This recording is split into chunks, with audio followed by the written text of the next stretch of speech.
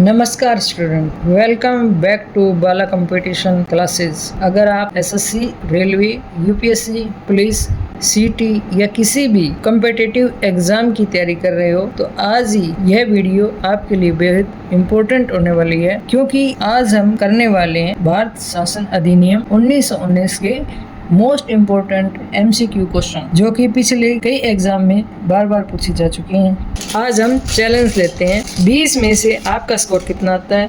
अपना स्कोर आखिरी में हमें कमेंट सेक्शन में जरूर लिखकर भेजना कि आपका स्कोर कितना होता है, कितने क्वेश्चन आपके राइट होते हैं, कितने गलत है। जो गलत है उनको आप बार बार पढ़ना। चलिए हम बिना समय गवाए क्वेश्चन स्टार्ट करते हैं। पहला क्वेश्चन है, भारत शासन अधिनियम 1919 किस किस सिफारिशों पर आधारित था। इसमें हमें दिए गए हैं 4 ऑप्शन है, इसमें से कौन सा राइट है देखना हमें। साइमन कमीशन है, मोंटेगू चेम्सफोर्ड रिपोर्ट है, कैबिनेट मिशन है और नेहरू रिपोर्ट है। इसमें से राइट आंसर होगा हमारा मोंटेगू चेम्सफोर्ड रिपोर्ट है, क्योंकि उस समय क्या है कि भारत में क्या कि मोंटेगू चेम्सफोर्ड एक सुधार आयोग आया था, उसने इस अधिनियम को पारित करवाया था। इसका उद्देश्य यही था कि भारत में जो भारतीय शासन यानी राजनीति में ज्यादा से ज्यादा हिस्सा ले, बढ़ चढ़कर भाग ले। इसलिए क्या है 1919 का शासन अधिनियम मोंटेगू चेम्सफोर्ड सुधार अधिनियम कहलाता है। क्वेश्चन नंबर 2, भारत में द्वैध शासन किस अधिनियम के द्वारा लागू किया गया था। तो भारत में द्वैध शासन अधिनियम के भी ऑप्शन 4 दिए गए, इसमें से 1919, 1909, 1935 और 1947। इसमें से हमारा राइट आंसर होगा 1919 अधिनियम। क्या है कि भारत में द्वैध शासन प्रणाली को लागू किया गया था। इसी के आधार पर क्या है कि भारत में 2 तरह के 2 श्रेणियों में प्रांतों को बांटा गया था। उसमें क्या था हमारा, एक तो था आरक्षित और दूसरा था हस्तांतरित। तो इस प्रकार भारत में क्या है द्वैध शासन अधिनियम लागू किया गया था। इसके बाद क्वेश्चन आता है हमारा नंबर 3, द्वैध शासन प्रणाली का जनक किसे कहा जाता है। लॉर्ड कर्जन को, एडविन मोंटेगू को, लियोनेल कार्टेस को या लॉर्ड रिपन को। इसमें से हमारा सही आंसर होता है लियोनेल कार्टेस को, क्योंकि भारत में सबसे पहले जो द्वैध शासन प्रणाली है उसको लागू करना, उसके बारे में बताना, उसका जनक लियोनेल कार्टेस ही है। तो इसको हमें याद रखना है। द्वैध यानी किसी चीज को हम जब काटते हैं, यानी कार्टेस काटना, उसको काटकर 1 के 2 भाग करना। तो इस तरह में इसको इसके साथ लिंक करके याद रखना है। उसके बाद क्वेश्चन आता है 4 नंबर का, भारत शासन अधिनियम 1919 में उत्तरदायी शासन शब्द का पहली बार प्रयोग किया गया था। इसमें हमारा यही बताना है कि ये सही है या गलत है। ये बात बिल्कुल सही है कि 1919 के अधिनियम में ही पहली बार भारत में उत्तरदायी शासन शब्द का प्रयोग किया गया। इसके बाद क्वेश्चन नंबर आता है हमारा 5, 1919 के अधिनियम के द्वारा पहली बार कौन सी चुनाव प्रणाली लागू की गई थी। अप्रत्यक्ष चुनाव प्रणाली, नामांकन प्रणाली, प्रत्यक्ष चुनाव प्रणाली या पंचायत चुनाव प्रणाली। तो इसका सही आंसर होता है प्रत्यक्ष चुनाव प्रणाली। इससे पहले भारतीयों को क्या है कि प्रत्यक्ष रूप से चुनाव में भाग लेने का अधिकार नहीं था। पहली बार 1919 के शासन अधिनियम के द्वारा यह अधिकार दिया गया। इसके बाद आता है हमारा क्वेश्चन नंबर 6। इसमें से पूछा गया कि निम्न में से कौन सा विषय आरक्षित विषय में शामिल था। शिक्षा थी, स्वास्थ्य, कृषि, पुलिस। तो इसमें हमारे आरक्षित विषय के बारे में आएगा पुलिस। जो शिक्षा है, स्वास्थ्य है, कृषि है, वो सब विषय है हस्तांतरित विषय, यानी स्थानीय, जैसे कि हमारे पंचायत वगैरह उसके आ जाते हैं, हस्तांतरित विषय में शामिल होता है। उसके बाद क्वेश्चन आता है हमारा नंबर 7, निम्न में से कौन सा हस्तांतरित विषय था। अब इसमें क्या कि हस्तांतरित विषय दिए गए, ऊपर क्या था हमारा आरक्षित विषय के बारे में पूछा गया। तो न्याय, वित्तीय, स्थानीय स्वशासन, पुलिस। इसमें ये 3 तो हमारे क्या आरक्षित हो गए, जैसे न्याय, वित्तीय, पुलिस। तो हस्तांतरित के लिए क्या बचता है, स्थानीय स्वशासन। उसके बाद क्वेश्चन नंबर 8, भारत शासन अधिनियम 1919 के समय भारत सचिव कौन था। Lord Irwin, Edwin Montagu, Lord Wavell, Lord Curzon. इसका हमारा सही आंसर आएगा एडविन मोंटेगू। भारत शासन अधिनियम 1919 के समय वायसराय कौन थे। Lord Linlithgow, Lord Ripon, Lord Chelmsford या लॉर्ड माउंटबेटन। तो इसमें क्या है कि हमारे जो 1919 के वायसराय थे वो लॉर्ड चेम्सफोर्ड।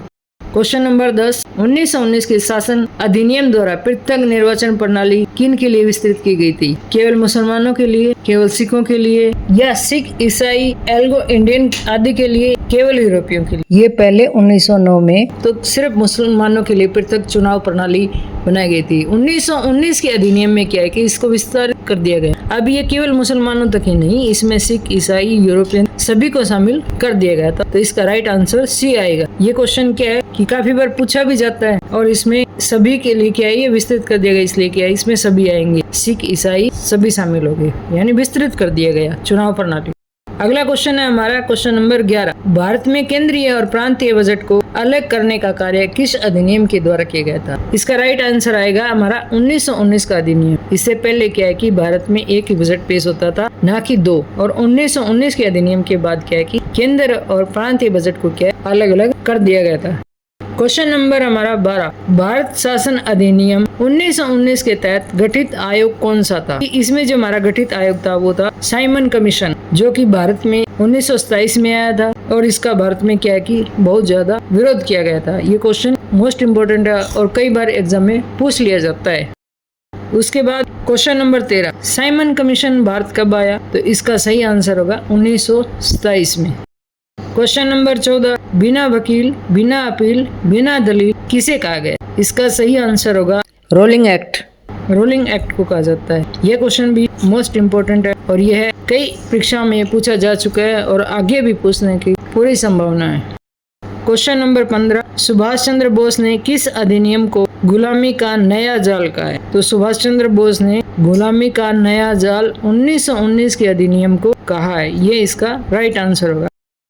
भारत शासन अधिनियम 1919 को और किस नाम से जाना जाता है? तो इसका सही उत्तर होगा 1919 का अधिनियम है, इसको मोंटेगू चेम्सफोर्ड सुधार अधिनियम के नाम से भी जाना जाता है। Question number 17। निम्नलिखित में से कौन सा जोड़ा सही है, सम्मिलित है? शिक्षा के आरक्षित है या हस्तांतरित है? शिक्षा आरक्षित, पुलिस हस्तांतरित, कृषि हस्तांतरित, न्याय हस्तांतरित विषय। तो इसमें से सही जो जोड़ा है हमारा वो क्या है? कृषि। कृषि क्या है? हस्तांतरित, जो स्थानीय विषयों में आती है।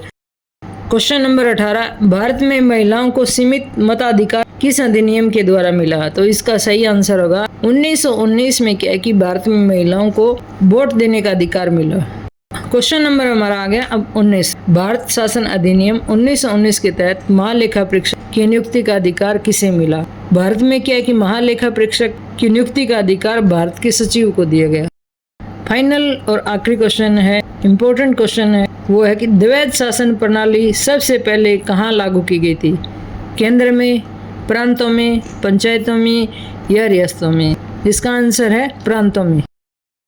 तो स्टूडेंट आज के 20 मोस्ट इम्पोर्टेंट MCQ क्वेश्चन पूरे हो चुके हैं। अब आप तुरंत कमेंट करो और आपका स्कोर कितना है ये हमें कमेंट सेक्शन में ज़रूर लिख कर बताना। कॉम्पिटिटिव एग्ज़ाम में सिलेक्शन उन्हीं का होता है जो रोज़ थोड़ा थोड़ा करके अपने आप को इम्प्रूवमेंट करते हैं।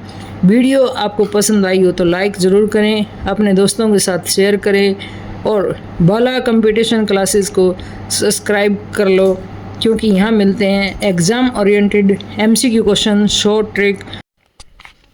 Keep studying, keep winning. जय हिंद।